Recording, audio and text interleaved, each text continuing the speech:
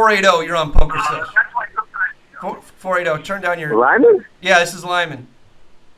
Hey, what's going on, man? I just kind of have like a general question for you. How you doing? I'm doing good. What's your general question? Hey, okay, so you're in and out of the casino every day. Yeah, pretty much. It's sort of a thing. How do you stay motivated? How do you feel like, I want to step in the casino? Like, what personally gets you, excited to go to the casino? What gets you, every day you wake up and I want to go? Like, how does that work for you? Well, here it is basically, my friend. You're not going to like going to the casino for the rest of your life, period. Okay? I mean, I'm just going to be honest with you.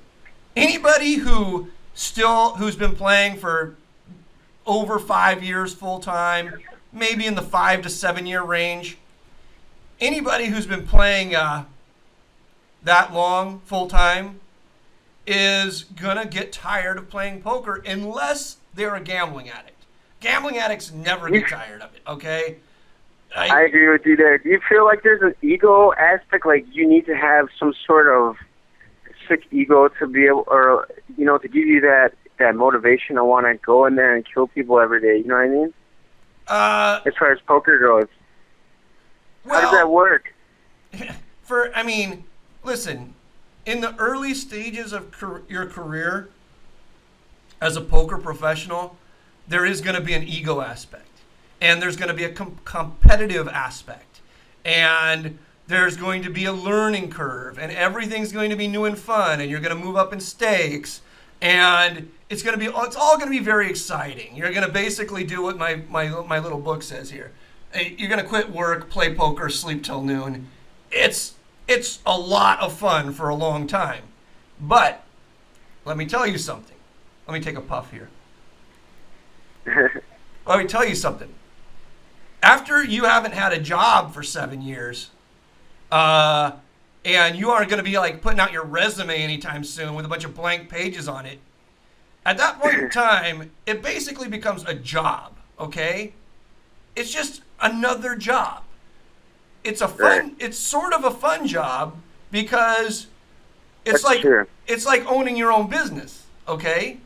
It's good to own your own business, but very few people who own their own business at some point don't want to give it to their kids to run most of the week, all right? I mean, but it's fun when you're fucking making the pizzas and you're selling the pizzas and you got all these customers, but after about 7 years of making the pizzas, you're like, hey, Junior, you're in charge of making the frickin' pizzas, all right? I'm tired of making the pizzas. That's true. The only reason I asked this, I don't mean to cut you off, but the only reason I say this, I have a job. I work Monday through Friday. I go and I'm a weekend warrior, blah, blah, blah.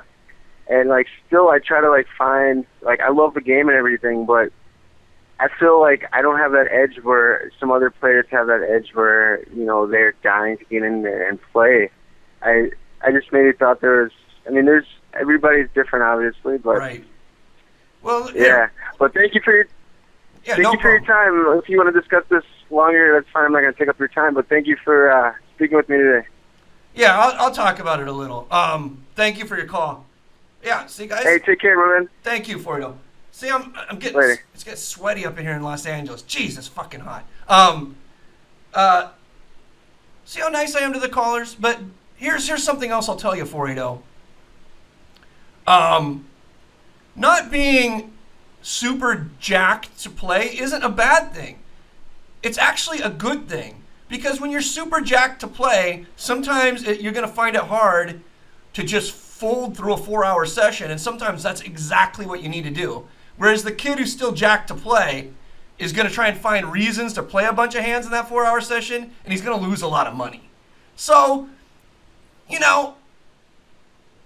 the sort of calm older player who's sort of seen it all and doesn't care that much anymore is not such a bad thing. It can actually add to your win rate.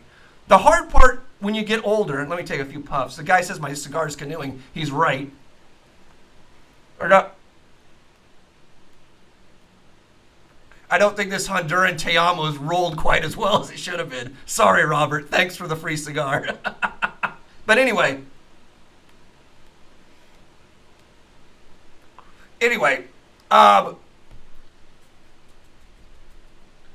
tough part isn't playing well when you get older and when you have years of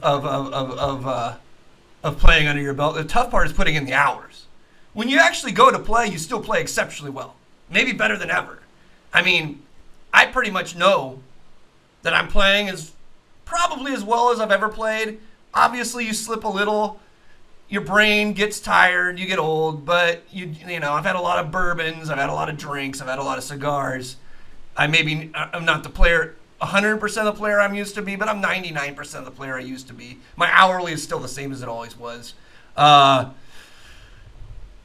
But getting in the hours is hard because you're like, oh God, I gotta go to the casino again and fucking I sit and to do the whole thing. You know, sometimes, you know, you gotta kick yourself in the ass and be like, I got it pretty good. Sometimes you gotta kick yourself in the ass.